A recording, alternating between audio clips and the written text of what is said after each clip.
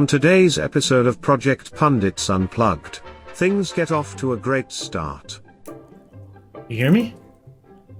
Can you hear me? Paying for zit removal.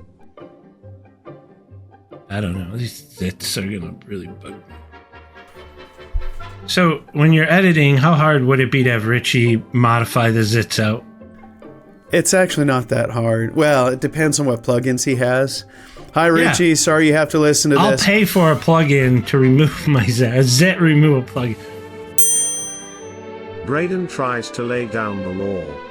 We're going to keep this one relatively close. As soon as we hit 30 minutes, I'm going to just start doing wrap-up stuff. I think I'll start singing. The longer 40-minute episodes had the most views.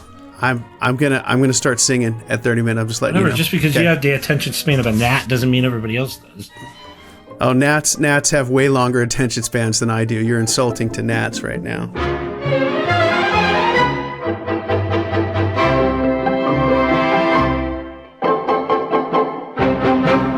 Welcome everybody to yet another episode of the Project Pundits Unplugged pod. At this point, we are on the fence as to whether this is part of season 2 or finishing season 1. I guess by the time you see this, they'll have a title screen that'll indicate which it is. But, Braden's actually going to take a family trip, which is well-deserved in the next week. So we wanted to get something down. We both have been in a series of meetings, and we were chatting about our history. Shared, some not shared.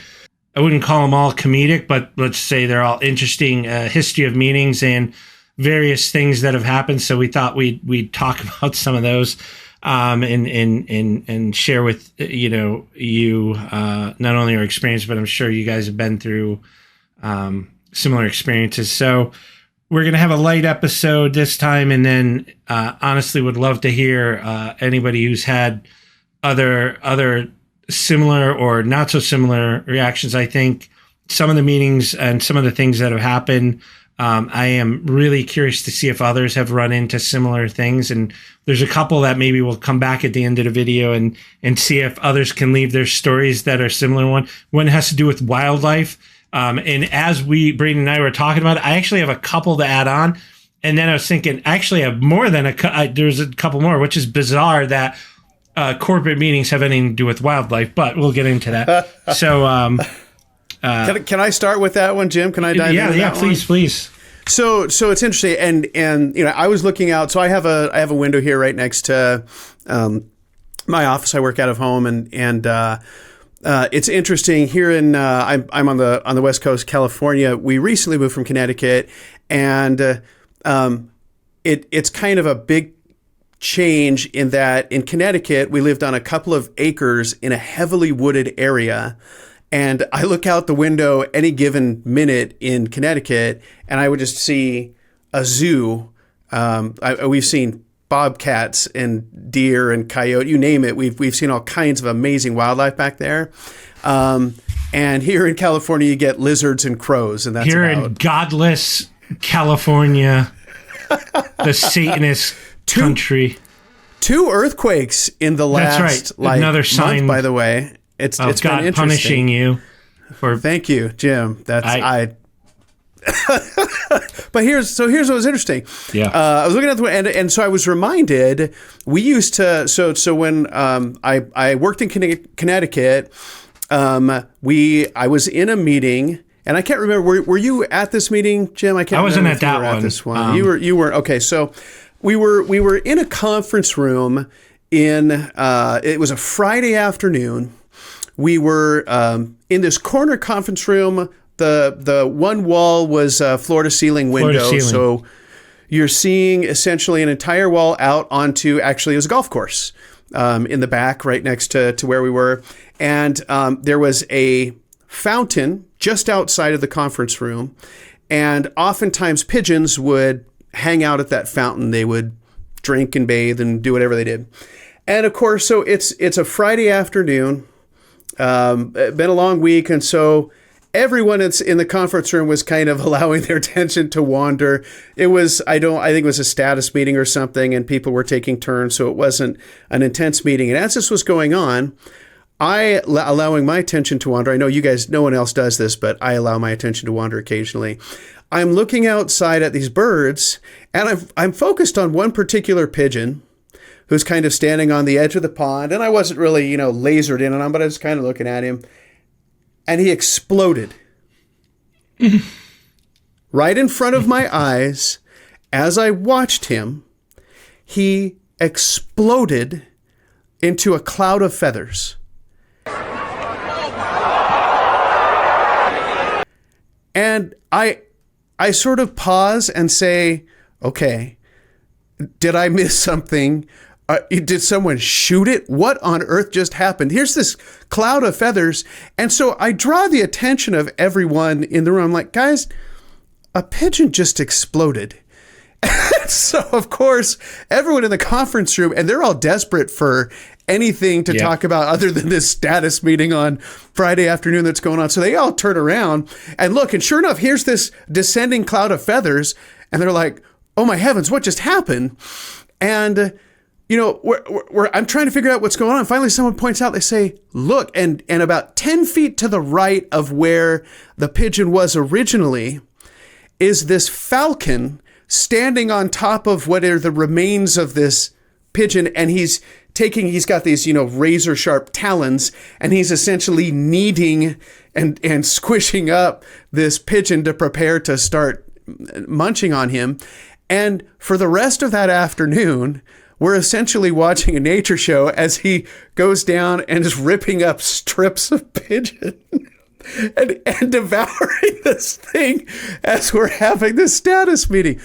Greatest nature show event. We had a front row seat for it, and a great distraction for a Friday afternoon. So if you can set up something similar, get some, set out some tame wildlife to be hunted by something at just suggesting, and probably could parallel with the meeting with the person picking apart project plans, like much as the falcon consuming the pigeon. I think I shall now talk to you about PM. Let's talk about your project plan, buddy. That's right. That's what it felt like sometimes, right? And there were certain executives at the same place that would put up and I actually missed some of that. The person I'm thinking of was an accountant who was an executive, and he used to put up the project plan up in front of everybody, and then just like, this date is passed and it's not 100%. Like, why not? And then he would be like, next time you come in, it better be fixed. I don't know if you remember that, but that was his mode of managing, and he would bring it up. And so, project plans, if you don't update them, we used to always say the same thing, right? Anyways, okay. And I could be, hey, look, some of these memories, like they say, memories, when they're stored, they could be coming out. So maybe it was a different company. I've been doing this a long time. But it's same, the disembowelment, like live in meetings, is a real thing, and I used to hate that. Well, at some points it took pleasure because my stuff was usually in order and someone else got wrecked. But it still, people cried, and it wasn't cool. At that same organization. Now I am probably, I can't remember whether this happened in that, I think it was the same conference room where this happened. I wasn't there when it occurred. I was on that first floor of the building. And so, people were like, there's blood everywhere. Da, da, da. So the thing with these plate glass, or these glass buildings, right, is there used to be tons of birds that would fly into them too. And just because they'd see the reflection of the sky, and yeah, you remember. I think I know this story. Is this the turkey story? Just the turkey, right? So same thing. Yeah.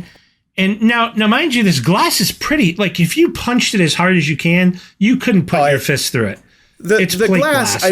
It's wind resistant to these gales and stuff. It's got to be 3/4 of an inch thick or something. They're massive. Yeah, and I think it was lead line glass because of when the building was developed. I think they wanted it to be impenetrable to anyways, so it was late, and then there was I obviously didn't see it, but a turkey must have got up, I'm thinking of the Roadrunner cartoon, full speed, bam, into the glass, shattered straight through, blood everywhere.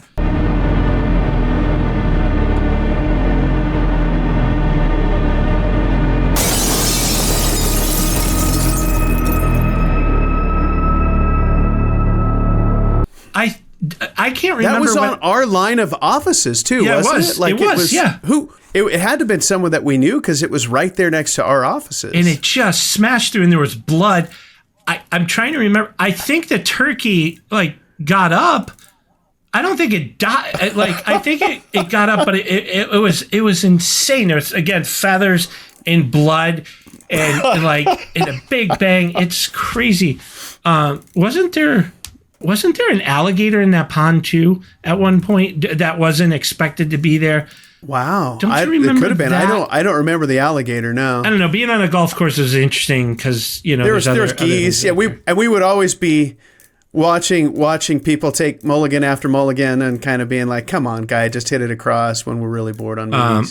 Just, you know, side story really quick on that one. Do you remember the guy in the parking garage? He had like either a BMW or a Porsche, and he would zip around the parking garage, and he went full on into a pillar and like destabilized the garage, and I think they made him pay for it. I know the guy you're talking about. I know that happened. I don't know if he had to pay for it, but yeah, I know that he was doing something he should have been doing in the parking lot. Sure. Now, mind you, some days when I left, that's all I wanted to do was like let out like frustration and floor it and zoom around. And then I had just recently when I was on a conference call, I heard this huge bang at like the front of my house. I'm like, what in the hell is that? Like it almost sounded like a gunshot, like really close. And a hawk had flown. I don't know. It must have been into the door. I'm surprised it didn't go through the glass. And it was just laying there like this. I'm like, holy crap. So I'm like, oh my God. So I ended up putting shoes on and I walked out, and then it saw me and it you know, got up and flew off. But like, that was pretty Wait, did it hit the house or did it hit a window? I think it hit that glass storm door. It's amazing it hit something because I think it was probably diving for the cat, thinking it could see in there.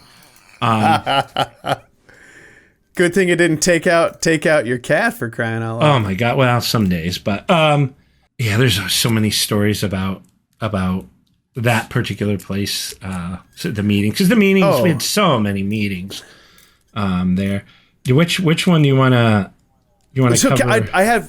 I have a great one. Almost at the start of my career, I had a group of Air Force guys that I was with, and a great bunch of a great group to be with. They just accepted me. It was a group that I really gelled with really quickly, and I enjoyed working together with them.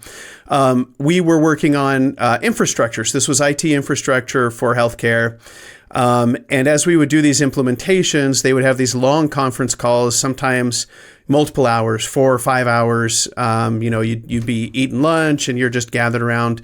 We'd have 4 or 5 of us gathered around a phone in the middle of the table. And my boss at the time was never shy with his opinions about the people who were on the conference call. There were maybe hundreds, but there were maybe as many as 50 or 60 people scattered across the country on that call.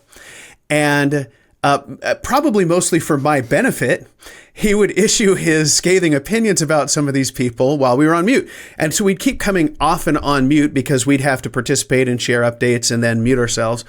And while we were on mute, he would, would say, that person couldn't manage their way out of a paper bag, a moron, and he'd sort of lambast them, and then we'd go back off of mute. Well, with a number of times we went on and off of mute, I mean, everyone's had this experience before where you forget whether you're on or off mute. For the majority of us, hopefully, it's just you're sharing something, like you're just being too loud or something. They say, hey, you're not on mute. But in this case, he would shout these caustic opinions about people live over the conference call.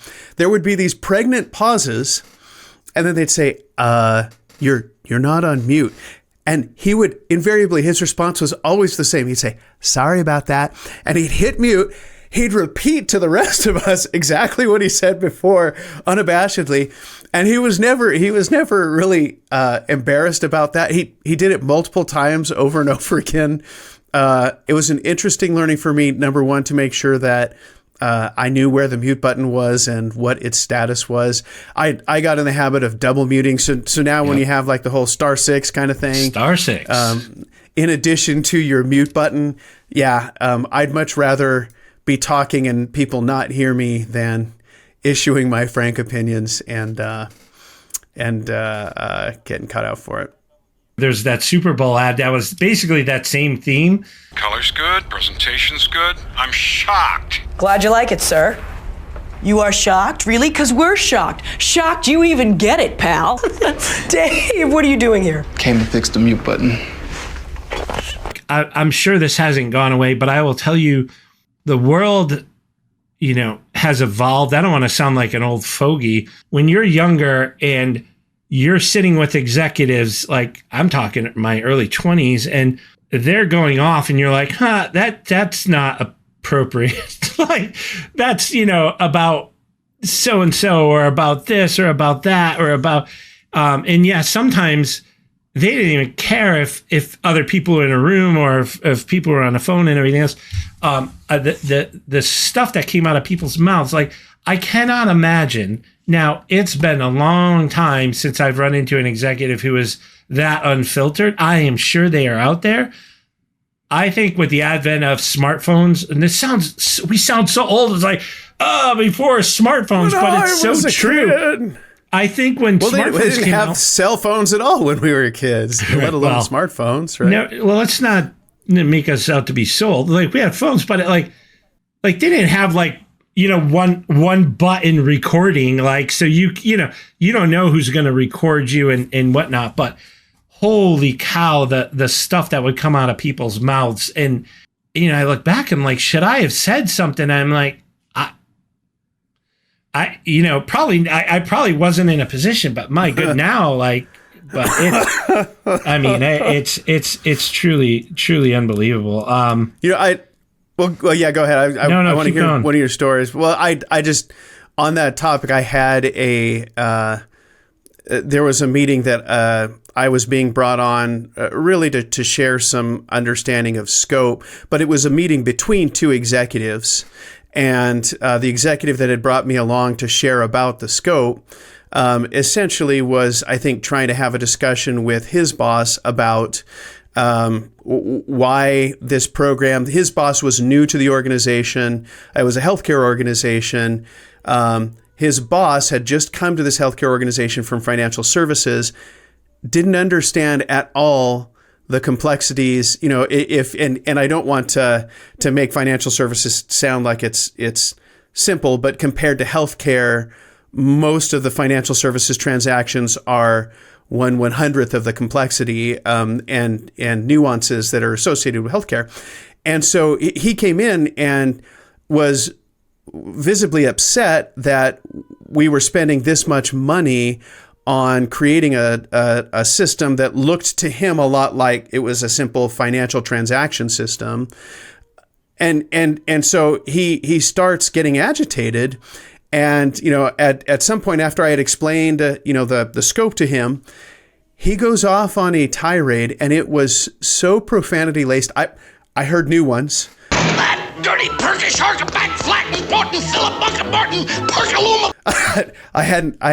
Once, and I'm like, I could tell that was ugly. I don't know what it means, but I could tell it was really ugly. He was from a different place. I don't want to disparage the place he came from, but yes, there were some interesting phrases. So maybe there was some local vernacular there that I wasn't familiar with, but whatever it was, let's just say it was enough that this other executive who knew I was seasoned, he knew I wasn't taking this personally. I'm like, hey, you know what? I'm describing the scope. I haven't been, in charge of deciding whether or not to do any of this. I wasn't really worried about it. But it was funny because he muted us on our end of the line and just said, he apologized for, he says that's unprofessional behavior. But for this guy who himself probably swore like a sailor a fair amount, I don't know, it was kind of stand-up move for him to do that. But you're probably a little stand up a little better to that sort of stuff than I do, Jim, I imagine. Oh, no. Well, yeah. I mean, to state the obvious, because I'm usually the one spitting it out. So, I can take it as much as I can dish it. I was in similar discussions with this person, and one of the most common transactions is a healthcare claim, and anybody who's even has healthcare understands this. It's a claim. It's probably more complex than it needs to be. All it really is it's an invoice for services, except I don't want to get into it, right? But he had said, why is this? I get that it's more complicated than an ATM transaction. And because he was talking about, why can't we do this in real time? Why is it that much different? I know it's a little bit more complex. I'm like, dude, no, like, I'm happy to take you through it, but it's like infinitely more complex. Like each transaction is different. And in fact, the company you're running decided to allow, pardon my French, bastardization of the standard format for every freaking provider they dealt with. So not only is it complex, but your own company said, we'll customize this standard transaction to every vendor and every provider submitter. And like, so there's no standardization. And then what drove me crazy. Well, and not just that, but your inputs into be able to adjudicate that transaction. Yeah. Those aren't available in real time either. Those actually are coming in constantly as well on a batch cycle too. So yeah, and this same person drove right, and it was I don't mind. Like, I think all of us have some level of arrogance in us and everything. He was super confident. And what drove me crazy, he has these early meetings. Then inevitably, he would never be on site in person for any of them. He would be in his car. And my issue wasn't so much that he was in his car. He wouldn't leave his phone on mute, and he had the windows open. So it'd be like the whole time. And eventually, one of I think it was his admin who joined, like, she would tell him, like, hey, like, can you shut? Oh, sorry. And then he'd say something and forget to put the phone on mute. I'm like, dude, you asked for this meeting. It's like 7 a.m. Could you at least be here? It just drove me bananas. And then, I just, my last meeting, we were re-architecting a big part of that claims process, and we had a whole new flow, right, to make it all better, get the data standardized and everything else. The test, it's very, very hard to simulate the complexity of the production environment in testing. I spent a lot of my career trying to build simulation tools. They're much better now. That's a whole different topic. This company was getting, at that time, between 400,000 and 500,000 submissions a day. And the variance in that is very difficult. So we couldn't test it enough. And then we ran into some issues. And so we had basically a go, no go. You're asked to provide a probability and all this.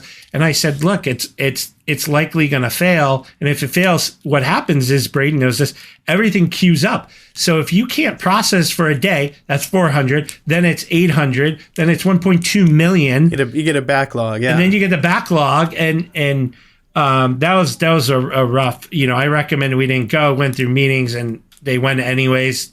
What happened was what happened, and I was the person on the project. Well, to what the result of that? Did you end up like then in 100,000 more meetings to manage the operational disaster that fell out afterwards? Now, I'll go to bat. Everybody claims that they fixed the problem. It took over 3 months to get rid of that backlog and fix this.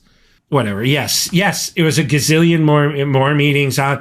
That's the what would you call that? That's the irony is, when there's problems, all people want to do is get everybody in a room and sit and talk about the problem.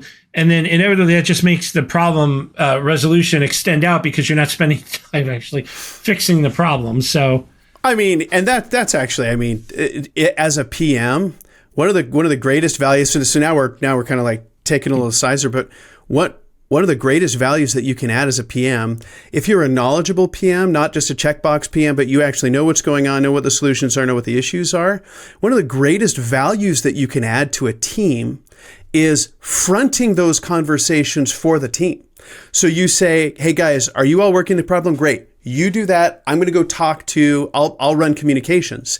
And the PM updates everyone on what the issue is, what the solutions are being researched, who's working on it, making sure the resources that we need are there, etc. And don't let any of the team participate in any of that, because as a PM, your value is being able to understand that and communicate it, to not have to. If you have to, as a PM, say, well, gosh, I need my analyst, my coder, my architect here with me, then you're not adding the value that you should, because you should be essentially defending them from stupid stuff like that. Because you're right. The first thing that they say is, let's speed this up by me asking you all of these status questions. And then you're like, oh yeah, you're totally speeding it up. And then it's not just, first it's your boss and your group that wants to know. Then it's the PMO, then it's the executive leadership, and everyone wants their piece of the pie instead of staffing hierarchically. And so as a PM, I think you can avoid that. You were talking about backlogs, Jim, and just the word back sort of triggered. Speaking of kind of, oh Jesus, yeah, meetings of sorts. Oh, Braden. So no, this is such a good one. So Jim and I, early on in our interactions, Jim had gone. I went on vacation to somewhere. I went to Maine. Where did you go? It was Maine. It was Maine. Okay. It was Old Orchard Beach for those who know the area. Yeah. For those who have been to Maine, well, so two things, right? Because we need to be clear here. Number one, Maine is not the sort of place where you're really getting a lot of direct sun. Okay, I mean. It's so far north. I've been hiking in Maine. I've been to a Katy Park. I've been to different places. It's a beautiful, beautiful state.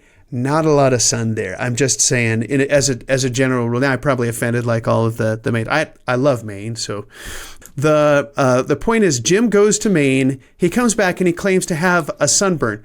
So yeah, my face is bright red, so that should have been a giveaway. Number one, it's Maine. So I'm already not believing it. Number two, he claims to have a sunburn on his back. Okay. What would Jim be doing taking off his shirt in Maine anyway, right? I'm not buying it. I'm not buying it. So what do I do? But in what I think is jest. Now he didn't describe the sunburn, by the way. He just says, oh yeah, I got sunburn on my back. And so what do? I brilliantly say, oh, okay, buddy. And I whack him on the back thinking, he's going to be like, you punk or something, right? He lets out the most blood-curdling, groan of pain. It was not casual. It was as close to a scream without actually screaming in an office as you can get. And we were in a big area where there were lots and lots of cubes. So he probably had to do everything he could to hold it in. I realized fairly quickly after I slapped him that I'm like, that was more than just a little ow, you punk. And almost immediately after I slap him, his shirt starts just getting wet. And not casually wet. It was wet. And I'm like, what on earth is going on? And he pulls down just kind of the top of his shirt to show me. And here are blisters in between the size of quarters and $50. That's not an exaggeration. That are raised a quarter of an inch off of his back. And I have just popped easily a half dozen of them just by smacking him on the back. He's in agony. Were they bleeding? Or were they no, it's just, dude, serum, I don't want to be gross. Pus. It was clear pus, but yeah. Yeah, serum. And yeah. I felt sick to my stomach. I'm like, I did not just do that. Oh my goodness, Jim, I am so sorry. I am so sorry. And you had to change your shirt, obviously. Did you go to the No, I had center? I went down to at that point we had opened that new medical facility and she was very what did she say? No, she was very concerned, said, look, I'm on a border of recommending you go to the ER only and I'll clean this. But infection, right? Right. It was. She's like, these are the equivalent of a bunch of open wounds, right? Because they're right. They were closed. They were closed until I took care of it. And that was. She had given me a bunch of stuff, but it took a good week to to like have that get repaired. Oh my goodness. So this was, I'm actually looking at my photos. So this was 2006, and I wanted to see if That was 2006 that happened? Yep. Yeah, so almost 20 years ago. That's hilarious. I thought I had a picture in here. And do you have a picture of the blisters? Of the blisters. Yeah, if you have them, post them in the. I don't, video. but I'll see if I'll see if I have not in this folder. Anyway, so yeah, that was pretty. Whatever Jim claims that they are, I'll just attest to. I was.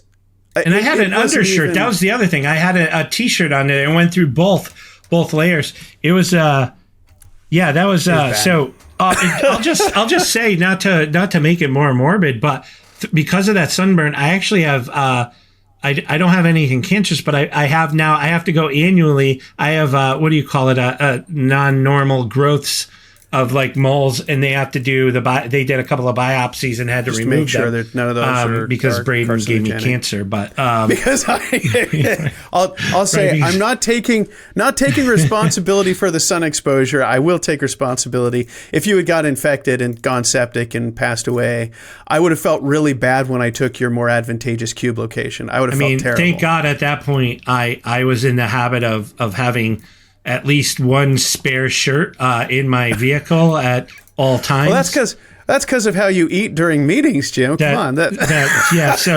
Speaking of, man, there are so many stories to talk about, and I'm sure you guys have them as well. I think the problem with banning food from meetings is that you have to allow people to go eat outside of meetings and have time to do that. And I don't know about everybody else, but when you're in an office, like, and you have a meeting through lunch and the cafeterias are only open certain hours, and there are so many horror stories. And I don't know about everybody else, but like, I don't want to know people's eating habits, all the faux pas, right? Like people spilling food on themselves? Well, all right. So all those who know me or worked for me, it's a running joke. And still when I see them and we go out to dinner, they all inevitably wait for food to drop, and it's right here somewhere on my shirt. Inevitably some set of food hits there, and it's just this ongoing joke. And I've always had to replace shirts. If you weren't a good sport about it, Jim, then people wouldn't tease you. But if you looked very stern instead of just laughing at yourself, then people would be afraid to mention it. They wouldn't say anything. Come on. It's just it got to the point where I was out with one of my folks and my friends, and we got to, and she's like, "Oh my God, like there's nothing on your shirt." So, like, that's how bad it is. They're surprised. So it's notable when you come away clean. Is that what it is? Which is just frightening. I mean, there's a million stories. I'm actually interested in other people's stories. So please share yours. I mean, I could do a whole episode on just weird behavior at executives. I mean, I had an executive who, I swear to God, it felt like he was on, like he did a line of cocaine. Right before every meeting, the dude buzzed, like this is like vibrated, and no lie, like we used to always have for the morning meetings. This was back in the cool internet startup days where you always had like food, so we had donuts or we'd have something.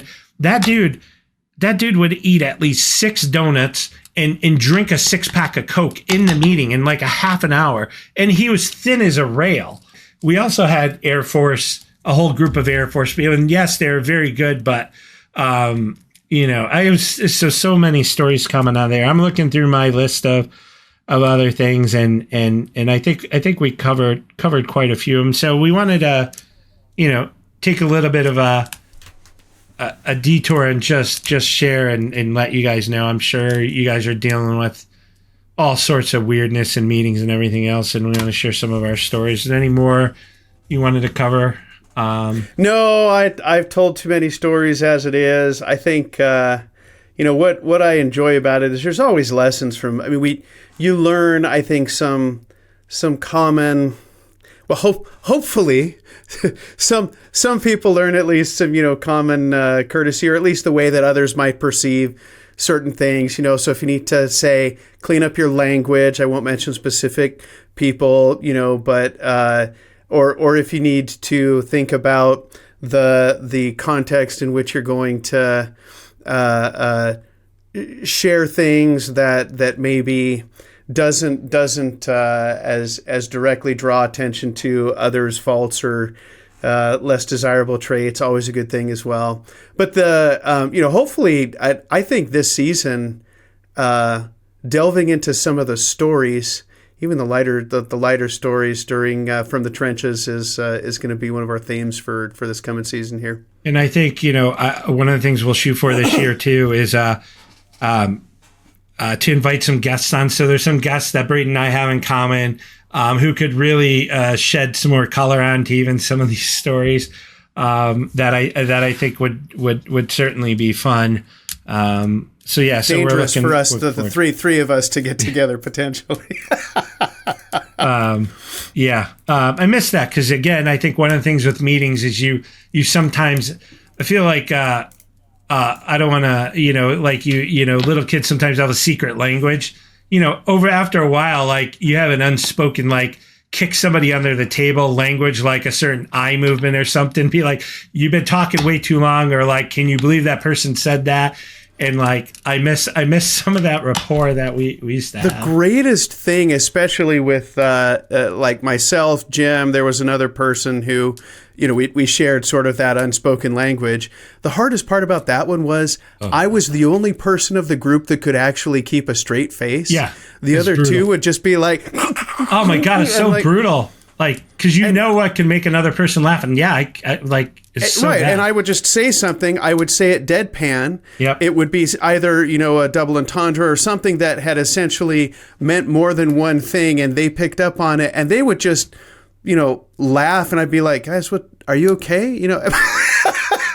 I could keep a straight face. The last thing we used to, at some point, to break, and I wonder how many of you have done this, and you've seen it in like the shows like I don't even know if The Office had an episode like this, but like it's so true. Where it's like before the meeting, like there's a set of obnoxious phrases. It'd be like you have a game to see who can weave those phrases in, sure, like into we just used to do giving that, updates, didn't we? Yep. I think we did that. We would give each other. We'd say, okay, you've got to fit this word in. It's a common thing. Like a wet hot dog or some like we could think. Sure. Like, how are you say, going to weave that in? Boy, this project is failing like a wet hot dog, guys. Right. Let me just get.